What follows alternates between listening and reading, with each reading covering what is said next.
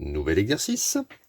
Nous avons ici une configuration avec GR et LH de droite qui sont séquentes en I.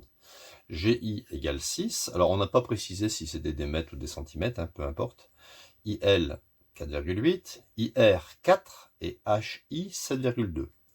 Et il faut préciser si les droites GH et LR sont parallèles.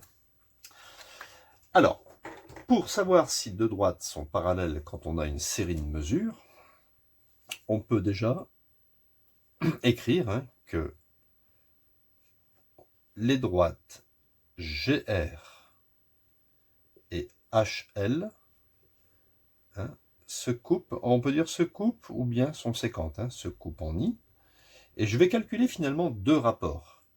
Donc d'une part, je vais calculer un premier rapport. Donc par exemple ici, ça sera petit sur grand. Je vais démarrer de I. Il suffit que de deux rapports. IL sur IH. Je vais calculer ce rapport. Et d'autre part, je vais calculer un autre rapport. Donc si j'ai fait petit sur grand, ici, je dois faire petit sur grand. Il faut bien respecter. Donc, IR, quand je dis petit, c'est parce qu'il y a 4 et là il y a 6. Donc petit sur grand. Allez, on y va. On va calculer ces deux rapports. Et si les deux rapports sont égaux, les droites seront parallèles, d'après la réciproque de Thalès. IL, ça fait 4,8 divisé par IH 7,2. On va essayer de simplifier ça. Je vais multiplier par 10 ici au numérateur et au dénominateur. On va le faire sans calculette.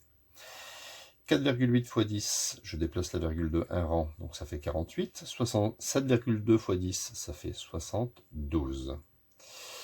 48, par exemple, c'est 6 fois 8. Et 72, c'est 8 fois 9. D'accord? On peut barrer les 8 et on continue. 6, c'est 3 fois 2. Et 9, c'est 3 fois 3. Je peux supprimer au numérateur et au dénominateur. Il me reste 2 tiers. Voilà le premier rapport. Le deuxième rapport. IR, c'est 4. Et IG, c'est 6. Ce sont des nombres pairs. Je peux diviser par 2. Chiffre pair. 4 divisé par 2, ça fait 2. Et 6 divisé par 2, ça fait 3. Donc on obtient aussi 2 tiers. Donc on va écrire, je constate que quoi? Je constate que IL sur IH est égal à IR sur IG. D'accord?